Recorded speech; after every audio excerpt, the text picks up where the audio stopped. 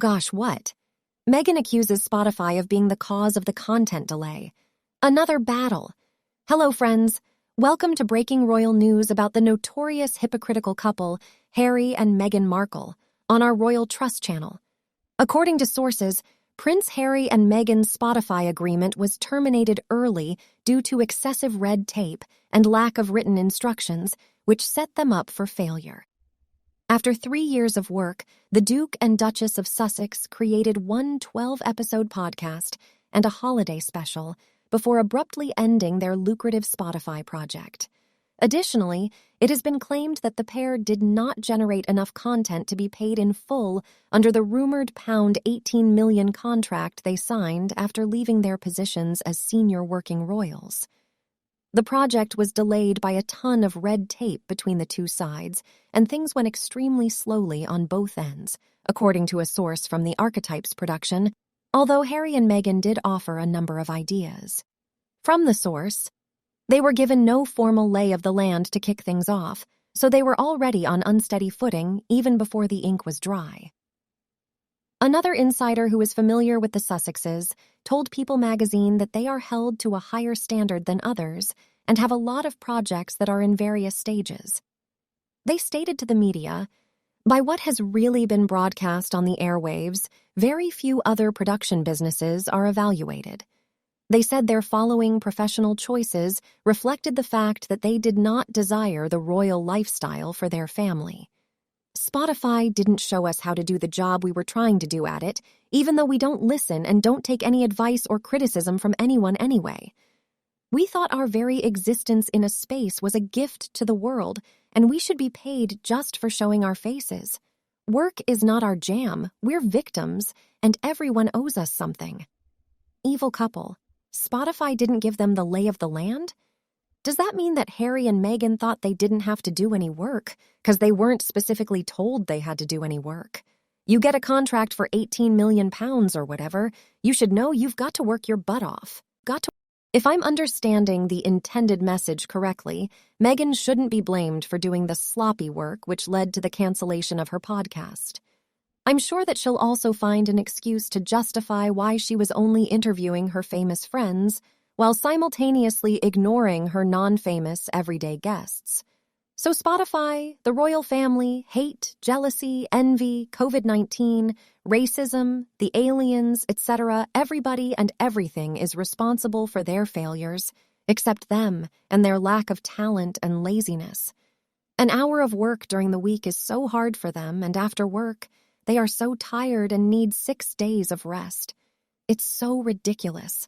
They're still playing the victim. Nothing is ever their fault. Also, Archewell released their tax info, and the money doesn't go to anything they claim it does. I guarantee it's just lining their own pockets just like the Invictus. Harry and Meghan pocketed 90% of the money that went into their charity scam. They only did 1 hour a week on it and gained 10 mil for it.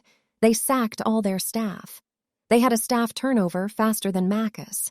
The part in the article about not being provided the lay of the land at Spotify sounds strangely similar to Meghan's curtsy story and claims about how she wasn't given any training in royal etiquette when evidence has been provided that she was given lessons by the firm. Those two make people sick. Do they not realize that people hate them, BC they keep lying, and making up more lies to cover up those lies? As far as having bad luck with their careers because of circumstances, as if everyone is going to say, "Oh, okay, we love you now that you explained it was Queen Elizabeth's fault that you have failed miserably at everything because she had the audacity to die." So disgusting. These two are nuts. They were given a studio in their home and a staff of about 28 people, and they are claiming they were given no formal training in the lay of the land. It's always someone else's fault that they can't do the job. No wonder Bill Simmons of Spotify went off about them the way he did. He was spot on. Now let's talk about Archewell. It received 2 donations of 10M and 3M. How much money has been dedicated to youth mental health, online safety, and the intersection of social justice and technology? They visited a youth center in the spring. She did go to a homeless shelter decked out in over $10K in clothing. They sent out a presser that they support gender equity, and men should be in commercials doing housework, and women mowing the lawn, and today they made some calls to some young youth leaders.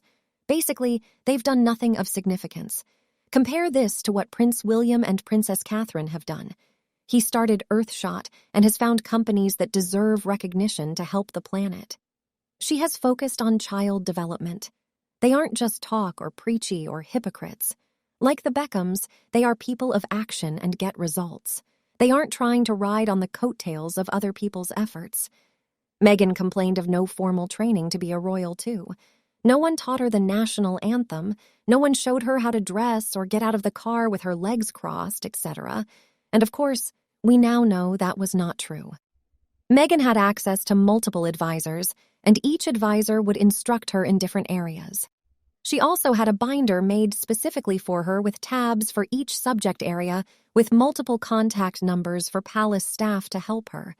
In fact, she rejected every advisor and mentor offered to help her, including the now Duchess of Edinburgh, who at the time was the Countess of Wessex. And now, lo and behold, no one helped them at Spotify. Oh boy, that sounds really familiar. There was no map for them to learn the lay of the land. No one would give them the training they needed. Boo-hoo! Poor Meghan and Harry. No one will ever show them how it's done and then pay them for all the hard work they didn't do. And they didn't do it because they couldn't do it, but that was because no one showed them. Meghan acts like she knows exactly what she's doing, then complains when she fails, and says it's their fault for not teaching her. No one asked her to do any of this. She went looking for all of it and failed at all of it. This makes their reputation worse. They need a big mirror so they can see how absolutely juvenile blaming is. Everyone has challenges. Working on them helps one to build resilience. How many LA folks do you see peddling this nonsense? Act like grown-ups and accept responsibility for yourselves. If they had millions to produce the Archewell podcast, why not hire someone who can teach you the ropes ASAP? If People magazine is the better gossip magazine, then the others must be really, really bad. This magazine doesn't even hide its bias towards certain celebrities, especially Meghan and Harry. How this magazine writes such rubbish, these two were just lazy. They wanted the money but not the work that goes with millions of dollars in payment. Let's face facts. These two are never going to admit that when things go wrong, it's because of them and their lack of effort. If someone is paying you millions of dollars, you will be expected to provide content because I guarantee most people never get offered such a huge payout. Honestly, at this point, I'm more and more convinced that this is all just a game to Harry and Meghan. What they've been doing in the media, when and how their paparazzi photos are done, specifically, they're doing what they've always wanted to do, and everyone has just been taking the bait with it. They know exactly what they're doing. They are keeping themselves in the media, spewing their lies so that they can be the today's gossip, all while making everyone believe they didn't do this. They're not doing that. They did do this, and they are doing that. It's all a game, and Meghan has gotten everyone playing. Either way, she's winning. And now, people can't just out of nowhere stop talking about them, because if we don't bring awareness about their shady moves, then they keep continuing them, and it's like, then we'll officially be complicit. See, either way, the public loses. They expected everyone to do everything for them, and everyone didn't, so it's everyone's fault they're failures. Never considered asking Spotify to explain the inner workings, did they? That would show weakness. But considering what these people are all about, I'm sure they acted like they knew what they were doing. They only saw dollar signs and another way to smear the royal family, likely tuning out everything said after that. In order to make a comeback in Hollywood, dear, one must first be a star. I guess it depends on what she comes back as this time. That's hilarious. There's no stopping them. They are disgusting, yet they continue to get coverage and support. It really shows the power of PR firms. Meghan is a master at controlling them. As long as they have money to pay lawyers and PR agencies, they are not going away. They are not. Maybe one reason they left the royal family was that Harry did not make enough money to pay for Meghan's lawyers and PR people. These same people will do anything to make money off of them. They are greedy vultures. The real target is the royal family. It's vicious. The justified criticism doesn't make them stop. They just put their spin on it. The sea of humanity is restless. Harry and Meghan will ride any tide that will bring them to shore. They will continue to ride these tides as long as the sea produces them. There is no end to this. If Meghan were serious about making her podcast successful, she would have taken a page out of Joe Rogan's playbook and copied his work ethic. Meghan is too lazy to work that hard. She wouldn't even interview her own guests, only the famous ones. Her own father said that Meghan wouldn't last in the royal family because she is lazy. Anyway, if you want to argue and fight with a narcissist, you will end up exhausting yourself and never can get anywhere. That's why the only solution to deal with them is to cut them off. Cut all ties with them, never talk to them, never entangled with them. Because of their sickness, they will forever blame all others for their own doing. They will twist and turn the facts and truth just to avoid their own shame for who they really are. I started not watching their garbage from now. Just to save my own mind state and my own purpose for my life, how do they think you get better at something? Don't they realize that when you get valid criticism for what you're doing, you listen and take it on board and learn from it, and next time do it differently? How are you supposed to get good at something if you always blame others and won't admit that it just might be you that is making the mistakes? That's why they will never change, and if anything, they will actually get worse if that's even possible. The couple's brand, Archewell, according to senior media strategist Joe Quenqua, had significant growing pains, and a royal insider claimed there was not necessarily a 5-year plan when Harry and Meghan departed the UK for the US in early 2020. The royal couple's podcast episode suggestions have been defended in the wake of allegations that Harry recommended asking Vladimir Putin about his childhood traumas in June. He reportedly had the idea to interview former U.S. President Donald Trump and Facebook founder Mark Zuckerberg about their formative years and how those events shaped them into the grown-ups they are now during brainstorming meetings. In the initial 2020 Spotify announcement, it was mentioned that both Harry and Meghan will be presenting and producing a number of podcasts. But Meghan only produced 2. A joint half-hour Christmas special in 2020 with a group of famous friends and their son Archie, and one on the societal preconceptions of women in 2022. The pair also came under fire from Bill Simmons, a senior executive at Spotify and a fellow podcaster who called them swindlers. Industry insiders criticized the Duchess for staging a number of interviews for her show.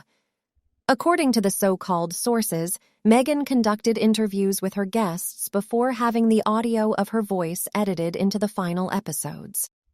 The podcast-focused publication Pod News said that many sources have asserted that some of the interviews on the program were conducted by other members of the team, with the audio of 41-year-old Meghan's questions being added afterward. However, the website did not draw attention to any particular instances where this may have applied. We have mutually decided to split ways and are happy with the series we created together, Spotify and Archewell Audio, Meghan and Harry's production firm wrote in a joint email statement in June. The Duchess was reportedly considering moving her Archetypes series to another streaming service, according to sources close to her. Rumors started to spread after it was revealed that the Spotify agreement had been terminated and that the couple's £80 million Netflix contract, which was signed in 2020, may also be terminated. However, the streaming service came out in favor of the pair, with a spokeswoman for Netflix declaring, "We respect our relationship with Archewell Productions very much. We have an amazing adventure ahead of us with them." While it is unclear what the Duke and Duchess will do next, analysts predicted in June that Meghan may become one of the highest-paid influencers in the world, earning £200,000 each post to promote companies.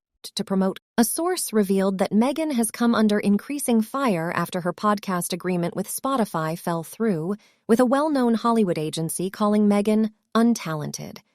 According to a post on the Semaphore website, Jeremy Zimmer, CEO of the United Talent Agency, UTA, allegedly made the remarks during a debate about podcasting and the role of celebrities at an advertising event in Cannes, France. According to reports, a discussion about Meghan and the cancellation of the $20 million contract she and her husband Prince Harry, the Duke of Sussex, signed with Spotify in 2020 to produce podcasts showcasing and promoting various viewpoints and opinions. It turns out that Meghan Markle lacked excellent audio skills or really any type of aptitude at all, and that being famous does not necessarily translate into being exceptional at something, Zimmer is reported to have said. After just 12 episodes, Spotify canceled the contract for the podcast Archetypes, which featured Meghan talking to friends and famous people, including Serena Williams, Mariah Carey, and Trevor Noah. In reference to the House of Windsor, the current British royal family that gives Prince Harry his last name when he is not using his titles, Zimmer's remarks, according to Semaphore's report, represent the newly accepted knowledge in podcasting. A-listers and expensive audio narratives are out. The new audio talent is inherent to the format and more closely resembles talk radio hosts or daytime television hosts than Windsor's. It seems at this point, Meghan will do whatever she can to save her image, even if she dumps Harry. The latest PR pieces are definitely about changing all the narrative to make Meghan in a good light and to push the blame on Harry. This is Meghan's new branding initiative. Instead of being a woman of empowerment and forcing the agenda, she is now a caring mother that takes her kids to school and stays at home. This is why she wants to have an emotional speech at the Invictus game. It will be based on being a mother where they will monetize her children and how proud she is of Harry, since she has not backed him up for the last year or so. You see, she is slowly doing that. Harry is so stupid that he cannot see that the moment he met this woman, he had to take the flak for all the problems she has created by saying it is his fault. This will never stop, and this is why we see through Meghan. Meghan wanted to be the queen and disliked Catherine because of that. She will always compete against Catherine and asked her so-called friends to say negative things about her, if not her herself, saying it through the PR people who, to me, are the sources we hear about. Most normal people that are sources will give them names, but their sources do not make me think that everything comes from their camp. There is nothing both can do that will change things because, as you say, you cannot change human nature. Harry thinks that he is trying to control social media for his family, but Meghan is trying to change it for herself so that when she is allowed to take office, nobody can write about her. This is why they are so desperate for the IPP status. Everything they do makes sense, and I do think it is all over because there was no interaction between the two of them. Meghan could not even look at him. At the Invictus, she will make it a point to take about the media and how they are together. She may even do that kiss to seal the deal. It is all PR and it is not working. They are desperately trying to change the narrative that is all they spend their time doing, collecting the information and trying to change it. But it never works. What do you think about Meghan blatantly blaming Spotify for her failure? Let us know your thoughts below in the comments section. We hope you have found this helpful video. Don't forget to leave a like, share, and subscribe to the channel if you like it. Thank you for watching this newsletter. See you in the next videos. Goodbye. Videos.